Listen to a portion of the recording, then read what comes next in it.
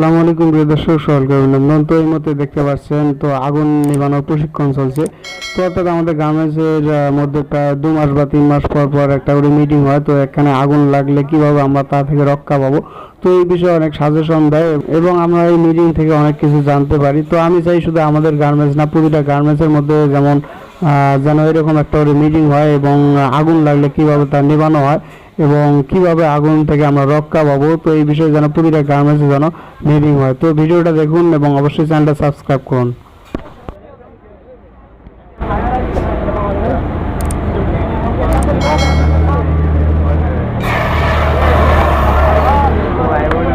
তো বিশেষ করে আরেকটা কথা না বললে নয়, বর্তমান অনলাইন জগতে ঢুকলেই শুধু দুর্ঘটনা। তো বাংলাদেশের মধ্যে কি একটা হয়ে গেল খালি দুর্ঘটনা। তো যাই হোক, আমরা সবাই সাবধানে থাকবো এবং সাবধানে কাজবাজ করবো এবং দুর্ঘটনা থেকে কিভাবে রক্ষা পাওয়া যায় সেই হিসেবে আমরা চলাচল করবো। এই যে গত 25শে মার্চ একটা দুর্ঘটনা ঘটে গেল, সেটা হলো দৌলতিয়া ফেরিঘাটে একটা বাস ওঠার সময় পানিতে পড়ে যায়। তো এখানে কিছু মানুষ বেঁচে ছিল আর অধিকাংশ মানুষই মারা গেছে। তো তার জন্য সবাই দোয়া করবেন।